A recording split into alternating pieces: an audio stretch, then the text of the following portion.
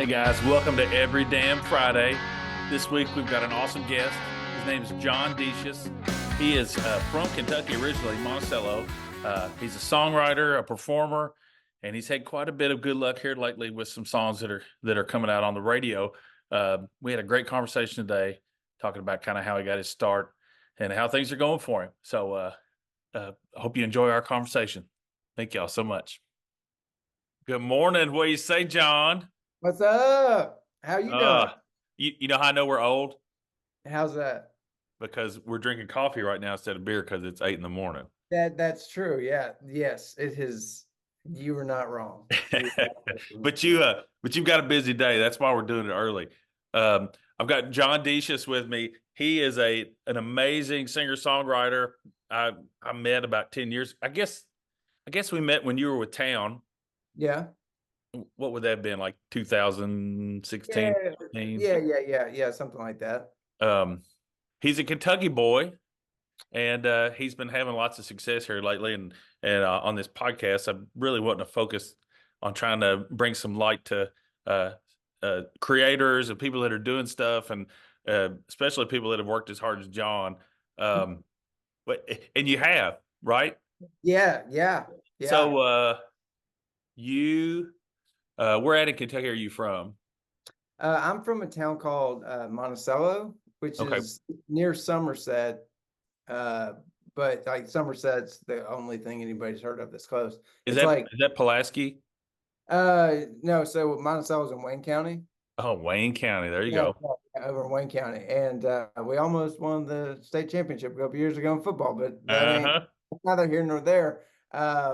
But yeah, so it's over kind of South Central. I thought you were Somerset area.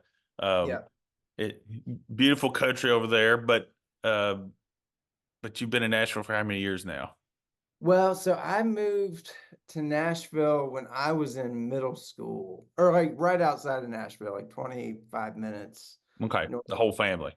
Yeah, just me and my mom, and so my stepdad lived down here. So when I was in Lexington while she was in college, and then she graduated, and after my seventh grade year, so then we moved down. My mom did the same thing. Went to school while I was in school.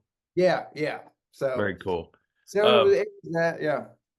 So, but you were let's talk about like span of the career. So you started playing music when? So it's crazy. When I moved to Tennessee, I grew up watching television and movies and stuff where all these people had garage bands, Right. but they didn't have those in Kentucky. Like, if Not really, no. yeah. And so, but I got to right outside Nashville, and because of all the music stuff, like there's a bunch of musicians. So it was totally normal to have a garage band. So I started playing in a garage band just with some buddies um, in the 8th grade, and I kind of just never stopped. So when did the Pink Spiders happen? That was right after I graduated high school. Maybe I went to college for like a year and a half or 2 years at MTSU, but it was in that first year when I was at MTSU, we had started and we just went on the road, and that's why I had to drop out of school because I wasn't there, Yeah. So how long did you play with those guys? Gosh, guys, probably 6 years or something. It feels like an eternity. It was like we started in like 2003, Okay. and then I dipped out in like 2008 or 2009, I think. Okay. So, And then it was okay, I'm gonna settle in Nashville and try to figure something out, or no, truly, I didn't know what I was gonna do. I knew that I had to get out of the rock band thing. Um, and then I didn't know what else to do, but here's a funny story.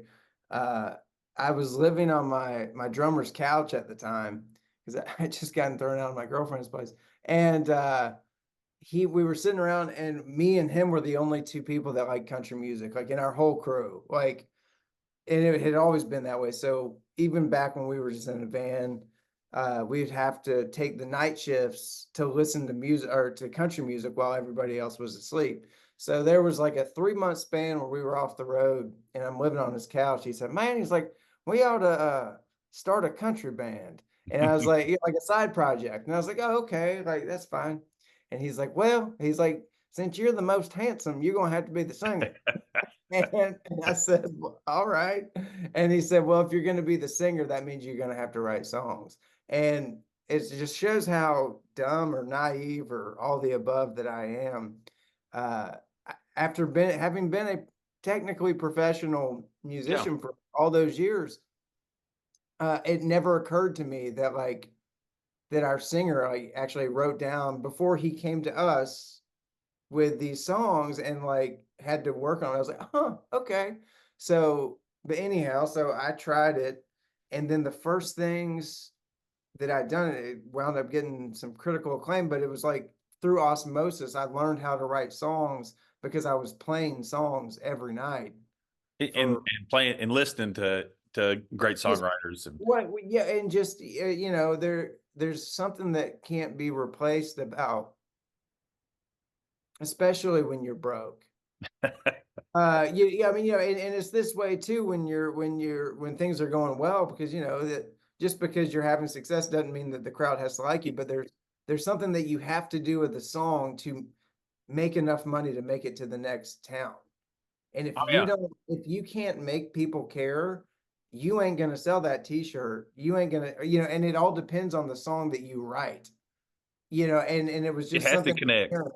Yeah, and it It was just, yeah, something that I just inherently learned, I guess, through not doing it a bunch. well, and it's funny. Like, uh, my wife used to always tease me. I'd write a song that I was really proud of, and she'd go, "You wrote that for your music friends. You didn't write that for Mhm. regular people." And she's, Yeah, and yeah, you start thinking like, what are people going to respond to, and and then like you said, it's sometimes people used to ask me around here what it was like playing music, like they didn't have a frame of reference, like how to compare it. And I said, mhm, I said it's like because a lot of people work in construction. mhm, I said it's really good when you get a house that you need to build. I said, but when that house is built, like there's got to be something after that. And like mhm, so you're always trying to work towards the next thing to make mhm. sure that you've got projects lined up for a long time. And it's even when you write a good song and you record it, it's like you're already over it. Yeah, oh yeah, Like next song, let's go. Like Tenacious yeah, D, next song. that's it. Yeah, and but yeah, that was yeah, I have to learn everything apparently the hard way, and but that was the best way that that I that was the best thing for me to figure out, just when it comes to songs and how they go. I think a lot of the knock, if there is, and I know that there is, on the Nashville songwriting kind of system, it's so great at what it does, but it also was a lot of pontificating in a room in Nashville, Tennessee. You know what I mean? Which is hard to translate because you you don't have to make gas money with whatever you're writing in this room today to make it to Little Rock, because you ain't got nothing. Because like literally, if you don't, you ain't making it. It's And also one of those things too where people want to shit on the Nashville Song Factory, yeah, but no, uh, it's for incredible. saying that it's not authentic. But you can also make the argument that it's like a muscle. Oh, If yes. you write songs every single day, like how many songs do you throw out that never, you turn them in and nobody ever picks them up? Oh my gosh. You've got to write 100 songs to get one good one. I mean, yeah, yeah. I mean, 100 is conservative, but Yeah, yeah. and it's just all that, and I think that, um, yeah, if I had any early uh good lesson that I learned, it was only because of that, because then I get here and then I have something that I'm able to offer these folks here, where so they don't have to go sleep in the gutter. Yeah, you know yeah. it's like, what if it went like this here? Well, And and there's people. Look, let's face it. There's people that are fantastic performers that just like Oh, songwriting isn't the thing, or they got a it's great hard. voice and they, Yeah. that's not their bag. It's hard to find somebody. It's like a triple threat. That's a great Oh, guitar player, writes songs and sings. yes, I can think of less than this many. Yeah, They're just that I've personally come across. right. It's rare. Yeah. So town, how did that happen? So right after I had stopped doing the Pink Spiders and kind of started writing songs, I had been accepted to this songwriting seminar out in Du Bois, Wyoming, which is like an hour and a half south of Jackson Hole. Okay. Skip Ewing, who's a Hall of Fame songwriter, he would put it on. And so you would submit, and then I think 8 people got this scholarship to go. And so lo and behold, I was lucky enough to be one of them. And then so Stevie was out at that thing. So I had met Stevie. Okay. Okay. So whenever and Stevie lived right across the street, back here in Nashville. And so anyway, so we started, writing together, and all that. And at the time I was getting asked to do a lot of rounds, here in Nashville. And if you don't know what a songwriting round is, it's like basically 3 people get up and you sing a song a piece. Like what you did last night. Yeah, When exactly. I was texting you, it bothered you, and I didn't know you. Uh-huh. I realized you were out there. Yeah. And so I was getting asked to do a lot of those. And the thing is, it, they're very miserable unless you're hilarious. If you got hilarious songs, or if you got hit songs, like that's kind of the two benchmarks. If you got either of those, and at the time, like I really didn't, have either. I was just had enough to play, and make it through a set. And so anyway, so I was like, hey Stevie, it's like, these are miserable, but we can go be miserable together, and it's kind of more fun that way. Anyway, so we started doing that, and then people started asking us what the name of our band was, and oh my gosh, and we were like, we just in a band.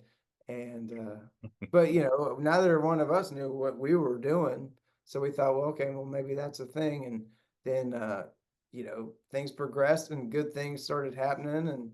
And so then, yeah, so we ended up doing that. So So, uh, but all the while, continue to mhm. write songs, continue to Yeah. pitch songs, continue. Were you with a publisher at that point, or Oh, no. So yeah, once I started doing the town thing, it really just became about that. So I had stopped okay. doing what I'm currently doing for all those years up until the pandemic shut everything down. And I just got to a point where I was like, I'm gonna have to do something. Can we Here, can we say on record that as terrible as the pandemic was, like I think for creative people or people that were in turmoil, like what do I do with my life kind of thing, that maybe Mhm. the pandemic was one of the better things that happened. It made you get real honest real fast Yeah, I mean, because yeah, because I'm running a summer camp now, so we didn't have mhm, camp. So it's like, what am I doing? Like yeah, and then you go through the depression part, and then you start saying, hey, look, I got all this time. Like, what is it that I want to do with my time, yeah, and what is it that makes me happy? And what if nothing goes back to the way it was before? Like how? yeah, So I think a lot of great things have come from that, and yeah. obviously you buckled down and said, this is what I'm going to do.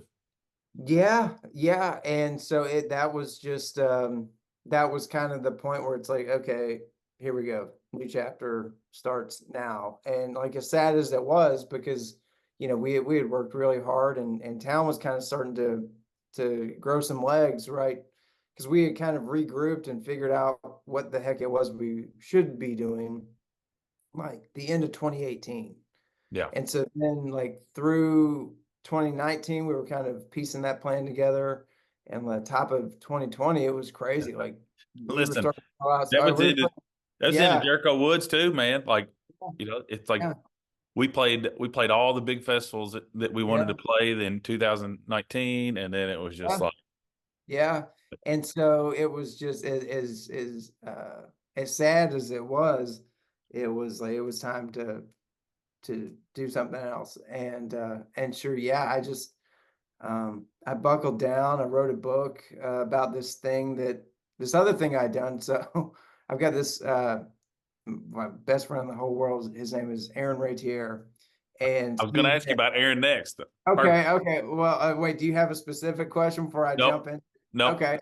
So back in like 2015, I get this call. I'm laughing. It's a sad thing, but um, he calls me in the middle of the night and says that his house had burned down. And I was like, oh no. I said, well, we'll figure it out. And then I went back to bed. And so anyway, so I woke up first thing the next day, we figured it out, and we moved to this single wide trailer. And so we lived together for like a year or so out there. And in the midst of that, see, I'm a morning person. I'm like, Yeah. hey, good morning, blah blah blah blah. And he's the kind of like just the About grouch. lunchtime. Yeah. And so he's like, we're gonna have 30 minutes of quiet time. And so you go sit on the couch and I'm gonna sit at this kitchen table, and we're just gonna write a song in 30 minutes. And then at the end, we will show each other our song. Or it's just like a fun little An exercise. Yeah. Yeah. And so anyways, uh so one of the songs he wound up writing at the kitchen table, he was talking with Miranda Lambert, and she's like, hey, have you been like, we've been writing on or anything? And he was just, this is like the first time he didn't know her that well.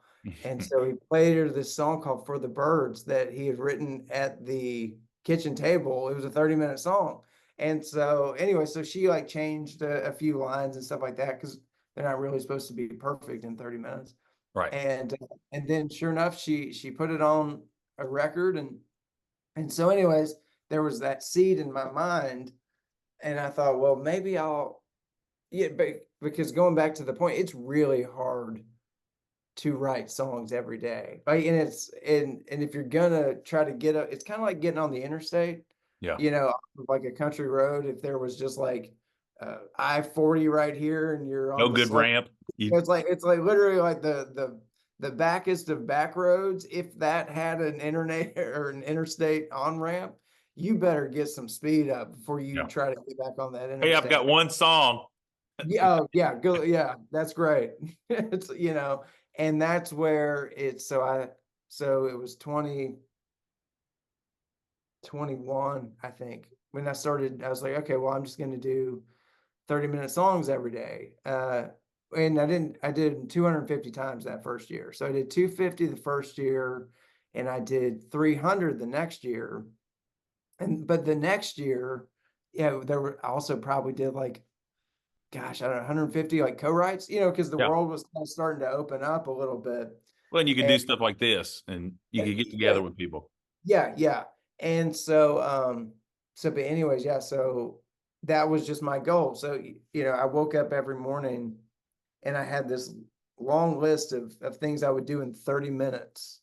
I would read the Bible, I would exercise, and I would journal, and I would do my 30-minute song, and I would do Spanish for 30 minutes because I was like, why not? It's like, it's like, Bueno. I was just trying to find things to occupy my time, or else I would have gone crazy. And so anyways, the 30-minute thing really wound up helping when I got back into these rooms. And honestly, what the first big, to me, co-write, that the first big opportunity that I got coming back, I somehow landed a meeting with a publisher. Her name is Kim Wiggins at Seagale. Okay. And she was so nice. And she's like, well, I'm going to set you up with some of our writers. And now I've heard this 1,000 times before. I'm like, yeah, okay. But sure enough, she followed through. And the first write I had, in a long time, that was set up by a publisher that was like legit, or whatever you want to call it, was with Everett. Ah, old friends. Yeah. And so anyway, so I'm sitting there, and it'd been a long time since I'd seen Brent, and I'd never met Anthony. And So we were just sitting there and like nothing's happening. And I'm like, oh fuck. Like I can't. Like, we sat there, I'm telling you, for like 3 hours. I tried to jump on every idea that they had, and it just kind of wasn't going anywhere. And Brent's like, well, here in a little bit, I'm going to have to get out of here. And I was like, I cannot let Kim Wiggins down or myself down. Yeah. These guys. And so I just went into that 30-minute song folder and I said, man, I got this song called Keys to Kentucky. Like, what do you think? And they were like, oh my God. Yeah. So they loved it. And so then we got back together like a week later or something like that. And kind of just dressed it up, punched some lines up and stuff like that. So, but anyway, and that's happened several times where you kind of go into a You had to right. go to the well. Yeah, well, and nobody's got anything, and you're like, well, I've got 700. It's like, Well, so you want to look at? and for me, I was living in Kentucky, and Mark at PLA was setting me up on rights, and Yeah, I'd have to drive all the way down to Nashville for the right. yeah, So a ton of pressure. I wasn't just going back across town. It's like I remember yes. I had a right with Hannah Dasher. I was Mhm. actually talking to her yesterday, and we got nothing. Like, we had the best time hanging Yeah, out, but it was yeah, like we just get like yeah, we needed a whole other day, and but then she's busy, and so there's a lot of pressure to try to get that stuff knocked out. Brent and Anthony, they were pups back in the yeah, Bowling Green scene. They used to be in a yeah, band called Easy Street, yeah. and they used to open up for my band Floored all the time. Like, they were like our baby brothers. Oh, I And, love these guys, man. and they Yeah, are they're the best. You oh, keep yeah. answering all my questions, which is great. Yeah, I'm sorry to No, ruin the. no, it's perfect. You talk and I just go, yep, yep, yep. Check, check, check. Because I had a question. I was like, when did you start writing with Aaron? What's Yeah. your usual process? What's your first big cut? Like, so you're kind of knocking them out of the park. But I want to take a minute and just kind of go through like the credit. Uh, Mhm. so some of your cuts that you had: Tyler Haverson, Megan McCree, Paul Coffin, Ashley McBride, Anderson East. Of course, you wrote a lot with Aaron. Single Wide Dream, what a great song, by the Yeah. way. Thank you. And did Thank I you. see where Miranda was singing one of your songs? Yeah. Which song was that? Well, she shortened the title. It's the first track on her album that comes out here in 2 weeks on the 13th of September. The full title is Armadillo with a Doobie, and she shortened it to Armadillo. So Her, yeah, well, yeah. but there's a lot of press about her, singing a song about smoking marijuana. It With an armadillo. yeah, which and of course, Yes. I got the shirt Oh on. hell yeah, you do. Look at Um, that. Repping. Listen, my wife is not happy about the fact they have a Lainey Wilson t-shirt. Their birthdays are like uh almost the same day, and I'll be like, "Hey, it's your and Lainey's birthday weekend." Um, but anyway, before I get in trouble, I saw yesterday. Of course, you wrote 4x4 by You with was it with her and Aaron? And I saw where it's going to impact radio what next week? On the third. Yeah, Like, crazy. single, like, Yeah, not yeah, just on the record. And yeah. I want to talk to you about this, and you probably you don't know what's going to happen. She's arguably the biggest star in radio country music, right? Uh, Entertainer of the Year, all this stuff. Um, Wonderful, super awesome, genuine, you know, Greatest. great Yeah, great artist. So not some jerk that cuts your record, like somebody who's just amazing. yeah. Um, I've always looked at, like, I guess one of my dreams was like Chris Stapleton. He'd written Mhm. all these awesome songs that brought in the mailbox money, and then he did what he wanted. So, like, as an artist, it was like, or Jaron Johnson, you know, Mhm. write Yeah. all these number ones. So Cadillac 3 can be whatever you want it to be. So what does a song like this, not just on the record, that, because I saw it, it's expected it's going to move like 50,000 units this week, right? I think it's gonna be number 8 on the top 200, which is Yeah. crazy. So how's that change your life? You know, I I mean, was, I know you're not gonna like, that people talk about, if I win the lottery, I'm not gonna tell anybody, but there'll be signs, yeah, I mean, you want to talk about learning everything the hard way. hmm I was talking with my girlfriend about this just the other night. I was like, this has already happened to me once. Like when I was 22 years old, I got a massive record deal. Like it was crazy. And I didn't know what to do. I was like, so when it hits you out of the, but you don't know what it is, you're like, I don't know what to do. But the answer is you keep working. Yeah. Yeah. You Well, yeah. pretend, I mean, you can't. you You, literally pretend like it never happened. And it's like, well, that's it. Like, yeah, and I'm sure some things in life will change, but if you change, then yeah. you're Yeah. fucked. You're Yeah. Cause fucked. yeah, It's over. That's the you last can't time change it's your ever gonna happen. process. You can't change like you. No, it's like if anything, you got to double down. You got to work harder. Because Do you now think? people are gonna Well, do you expect. think that gives you? But do you get that freedom now to go? Yeah, I know I write weird songs. That's what I do. Like, I know I'm clever and it's not in the normal mode, but It's a see it little paid off. validating. It's a little validating, but even then, we talk about it. It wouldn't work with most people.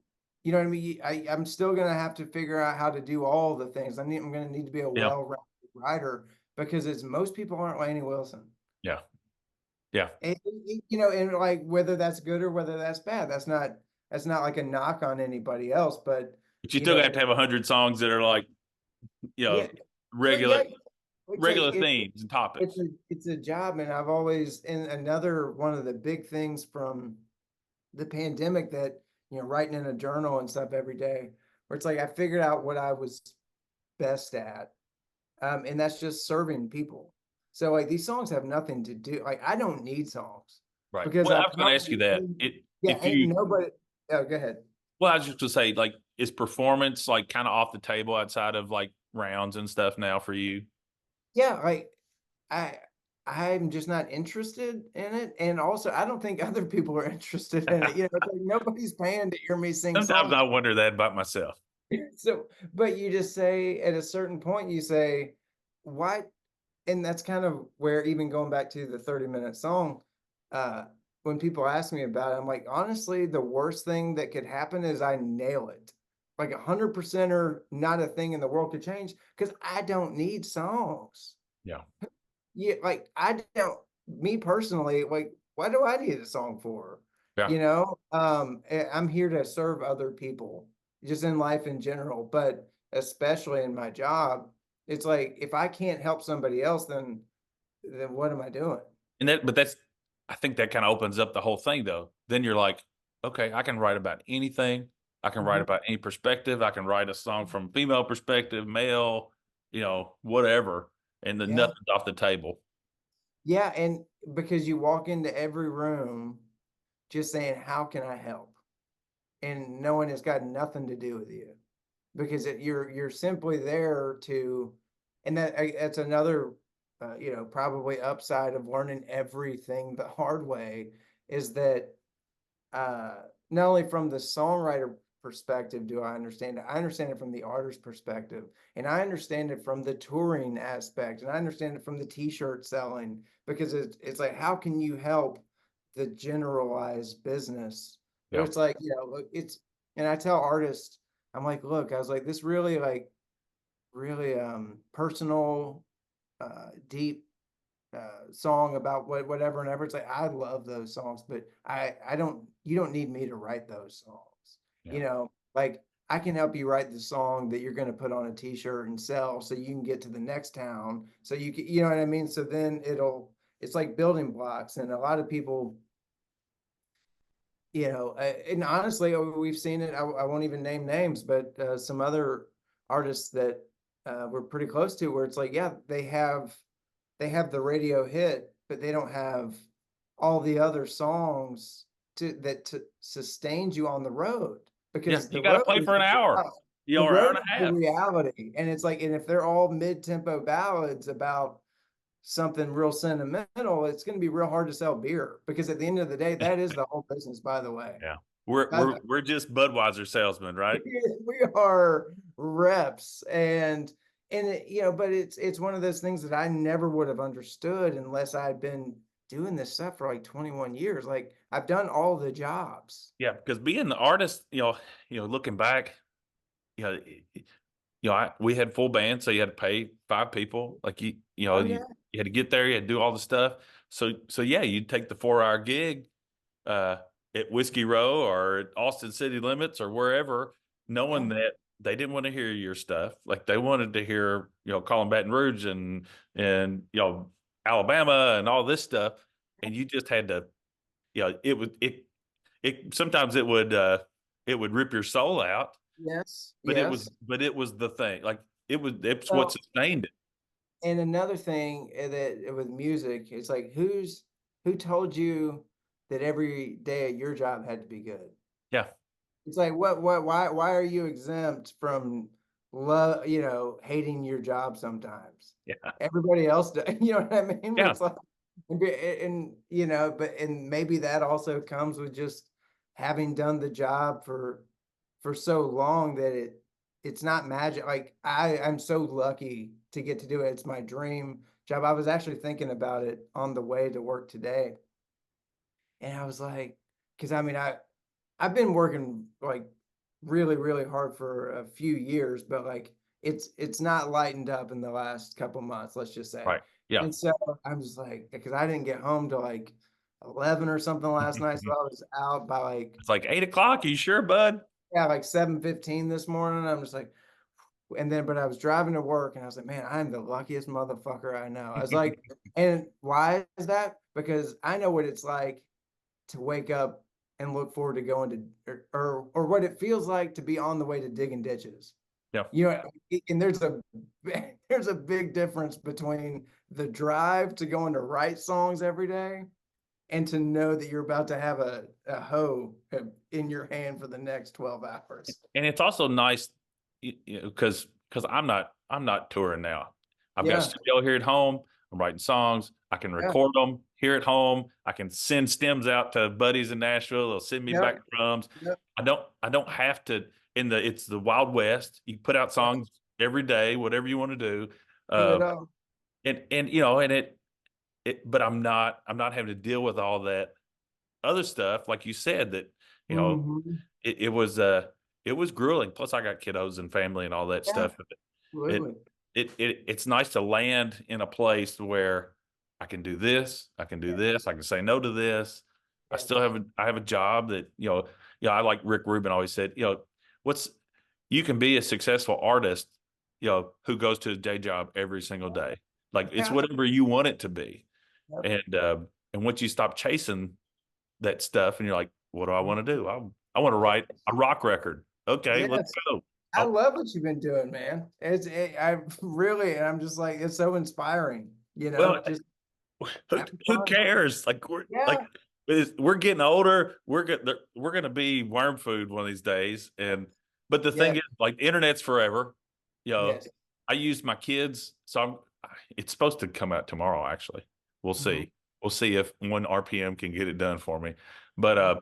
but I used like my daughter sang on a song, my Oh, youngest son sang on a song, my oldest played trumpet on a song. It's like, let's have fun with this. Like I nobody love it. cares. It's going to get exactly 100 streams, the first week and whatever. Who cares? I mean, me speaking of Ray Tier, me and him have this side project called Ratty Dishes, and it's kind of the same thing, but like, for, we're talking about just having fun. Armadillo with a Doobie was a Ratty Dishes song, Yeah. and but I mean, no, I think we've got like 100 monthly listeners or something at this point. Yeah. Who cares? Yeah, yeah. Who gives a damn? Yeah. Yep. And my dad's always like, but you never know. Never know what the one's going to be. Oh, I know. Wait, sorry, this guy who's on the way to do a demo in 30 minutes was West End. Apparently he doesn't have Google. I didn't say that out loud. It's fine. Okay. It's fine. No. The 10 people that are going to watch this, John, Okay. Okay. Perfect. they won't tell him. Don't think I'm too much of a jerk. Okay. No, no, no, no. But no, but the perspective, of what is the job and what a job is, it's good to have. It's been good. People should have had multiple jobs in life before they end up in Well, one. everybody here, they're like, I just don't know how you work so hard. And but I was like, this ain't hard work. It's like Yeah. I'll You never cut tobacco or hauled hay or yes, you have never done hard work if you think that, and it's not to say that it's easy. It is taxing, it's like yeah. mentally taxing, but I'm like, hey, I'll take that all day Yeah, over I'll take the ditch. like somebody start the coffee. Yes, I'll get my yes, pencil sharpened up and my yes, MacBook out and let's roll.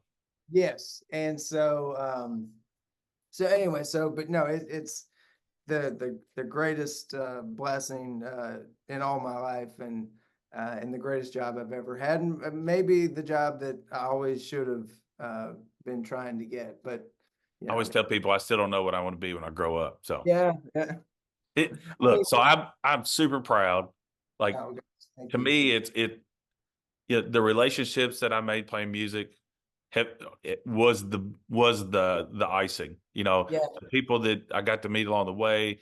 And there's people that never could help me in music that have helped me in other things. Like I mean, mhm. Lainey, somebody I met through PLA.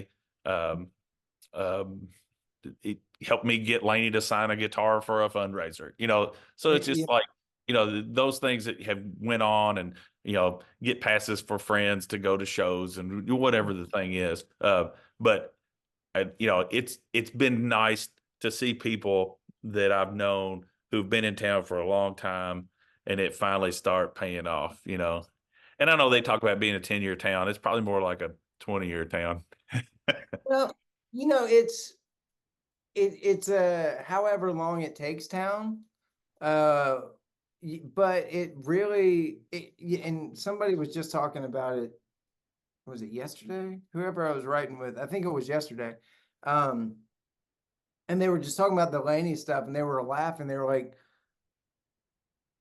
even going back to your previous point, where it's like the world's colliding right at the right time, where it's like having, I mean, granted, like 4x4, that seems like kind of fastball down the middle, kind of, makes sense. But nobody, did you have to Google that and go, has anybody ever written this song? No, so I did, like, one of the things that I found about myself is that if I have anything I can offer, it's always titles. So Yeah. I spend a lot of time working on titles, because I through the 30-minute song, I would go back, and lo and behold, the ones that were written in 30 minutes off the top of your head, they had a great title, probably going to be a pretty damn good song. Yeah. And I was like, interesting. So I just started being like, well, what if I just really worked really hard on titles? So, but that particular one, yeah, I just taken it in. And again, the song wants to write itself, because Oh my God. Yeah. I mean, Like, we probably like wrote I that. said, it's like, how did nobody ever write that song before? Yeah, and so I try to find those. That's always my goal. But anyways, but so 4x4 is a little bit different. But then when you talk about like Ring Finger and stuff like that, where it was like, who else was gonna do that? And even, I mean, Miranda with the Armadillo song for sure, but like just Laney to a large degree, just the timing And of you got to like, have some swagger. Like it's got yeah, to, like you said, it's got to match up the person. you've got to have a lot of balls to sing. It's like, was it a bigger nuts than a redneck squirrel? You know what I mean? It's Yeah. like, and Yeah. like, and sell it. And Oh it's yeah. like, and He's the one. I mean, yeah, she's unbelievable. But again, a very particular, uh, it's not like that song could be done just by just anybody, Yeah. Leanne Rhymes can't sing that song. exactly. And so just the timing, I truly believe in, just God's plan, and kind of like the timing of everything it's gonna happen when it's supposed to happen, you It's know. the worst, best advice my dad ever gave me. Yeah, Everything and happens the way it's supposed to, son. I'm it, like, that doesn't help. That's not helping me. it's not helpful. And I mean, you can dictate, like you can set your course, you know, where you think you want to go, and you'll probably land in the ballpark. So, you know, maybe there's a little bit of uh directional things that you have control over, but mostly it's like when and if and how. I mean, yeah, Hey, and good how many luck. times have you not shown up for something, or you said no to something, and later on you're like, oh, or you missed a right with this person, and like there's been things along the way. So I will give you a couple examples. Yeah. So like I got a call from Tid Balls in Bowling Green, and this is Uh-huh. like 2018 maybe. He Hmm. said, "Hey, you want to open up for this guy named Luke Combs here on Hmm. Thursday?" And Yeah. I'm like, "Man, I got a $3,500 show. Like I can't, Yeah. Louisville, I can't. It's a corporate gig. Like I can't blow this off." I didn't know who Luke Combs was. Yeah. Don't play the show. A year later, biggest Yeah. thing ever. Who knows? Maybe we're best friends drinking Diet Millers together. But Yeah. there was a couple other instances like that. So I try real hard in all the avenues now, like whether it's art or business or whatever, like Hmm. just say yes. Like try to say Yeah. yes more than you say no. Try Yeah. to make stuff work. It's crazy and you stay busy and uh you turn into a big time manager Yes. sometimes more than anything, but you just never know which opportunity is going to be like the thing that propels you. And that's another thing that was getting talked about. That was you've really got to be in love with the process, because if you're in love with the results, like it's so few and far. Like even when the results come, it's like that was so what 5 seconds. Yeah. 99.99999 is all the process. So it's Yeah. like if you're not in love with the Hammering out every line and the picking hustle the and right bustle of, word. if it's like it's the whole thing, because the pats on the back, like, are few and far between, and when they do happen, they're so quick, because it's like, okay, now keep Next going. next song. Like that, it's it. So it's like, yeah, if you're not in, just, I mean, granted, in your I would have also taken the $3,500 gig. Yeah. Oh yeah, I it was mean, not a bad idea. no, no, because I mean, because like Luke Combs could be anybody. Like Luke Combs was literally, he was playing at Neighbors at Smoking Tuesdays. Yeah.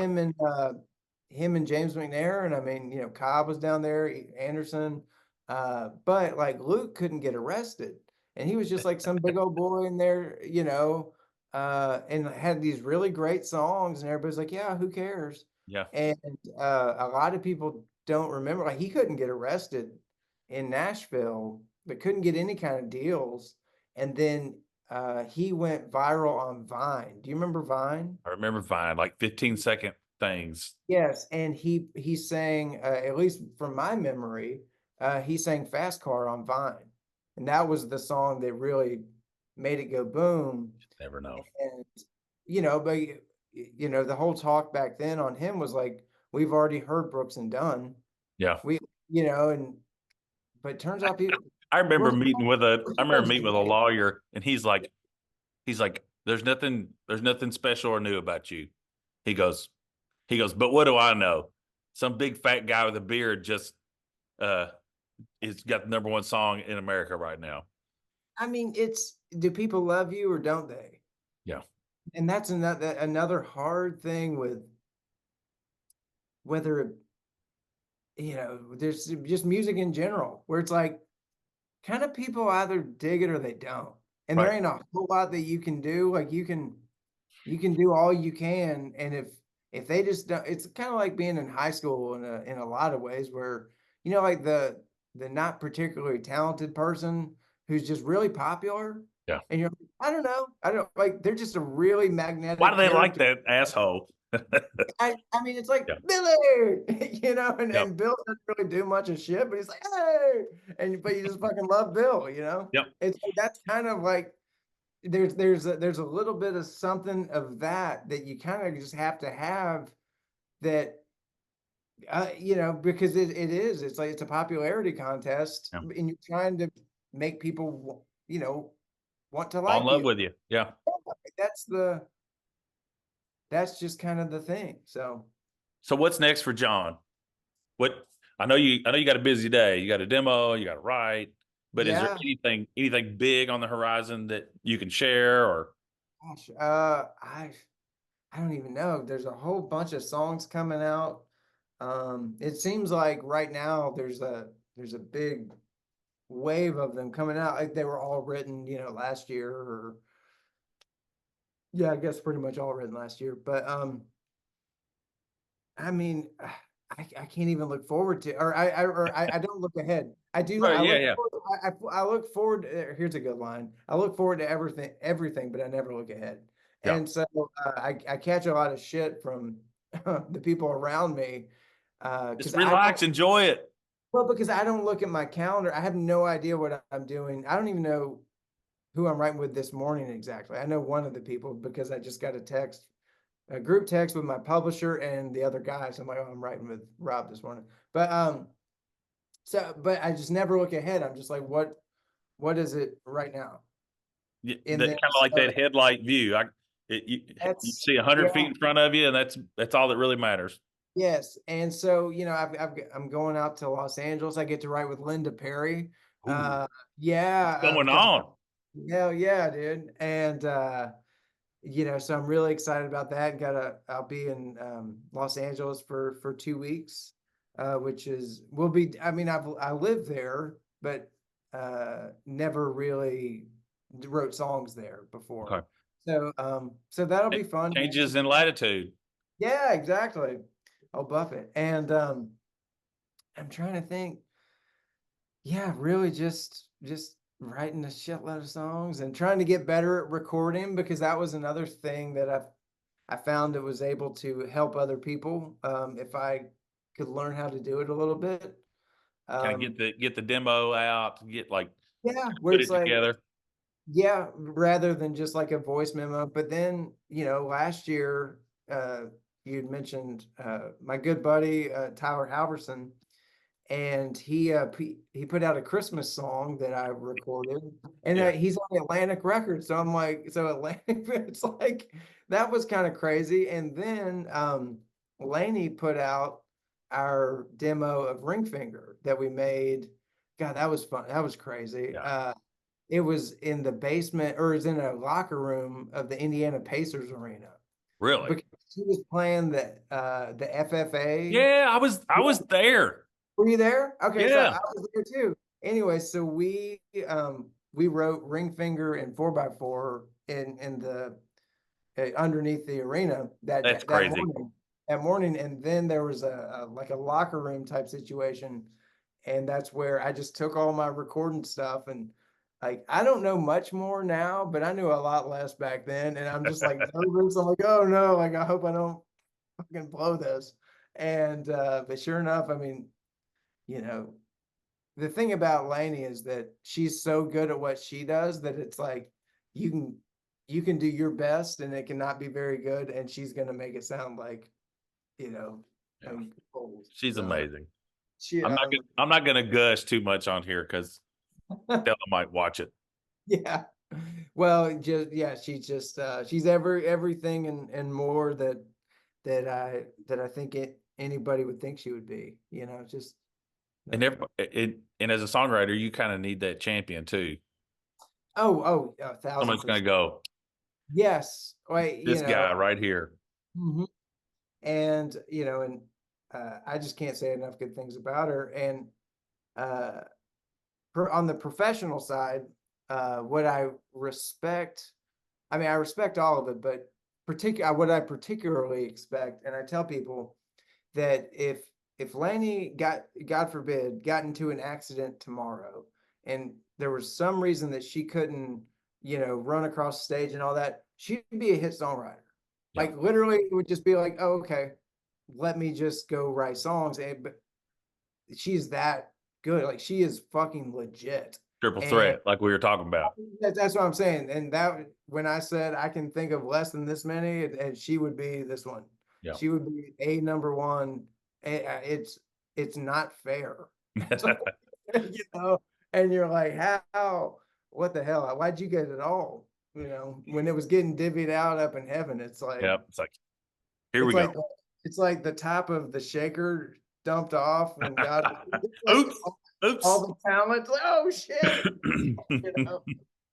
So anyways, yeah, she got it all. So Well, man, I know you got a busy day.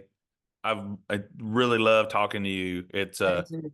such Thank a you. neat experience. You know, it people, you see a lot of interviews with artists, and you just don't see a ton of interviews with people who are kind of behind the scenes and Because they look like shit like me. uh, Look at get some this. good lights, like oh, Yeah, on Photoshop or something. classic But surgeon. everybody needs to know. Well, they don't need to know. They've already downloaded the record. Uh, Come on. Whirlwind's out there. It's crushing it. It's number one on iTunes this morning. Um, his song 4x4x2 is going to be going to radio next week, so you're going to hear it. But now you'll know that Jon was the guy who was behind that song, and every time it comes on the radio, there's a little bit of money that's going into his mailbox. So Yes. so put that on your Spotify playlist and play it 4 or 5 times in a row. Help this boy out. Please My last do. question is, when we gonna write a song together? Bro, come on. Whenever. Well, I like you know, and I like to do it on Zoom sometimes too, okay. which that's easy. I don't know if you've ever done Zoom. I Zoom have with being in Kentucky still. It's kind of hard to. It, I I like I'm down. driving to Nashville, but Too. Yeah, it's like I just got this new little office, and yeah, come see it. You're just yeah, we'll make however. it happen. I'll bring you some bourbon, and we'll Let's make go. a day of it. Let's All right, go. brother. Hey, I I know can you're take it busy. easy. I'll let you get to it. I'm so excited and proud of you, and I can't wait to see what happens next. Thank you, man. I sure appreciate it. All Thank right. you.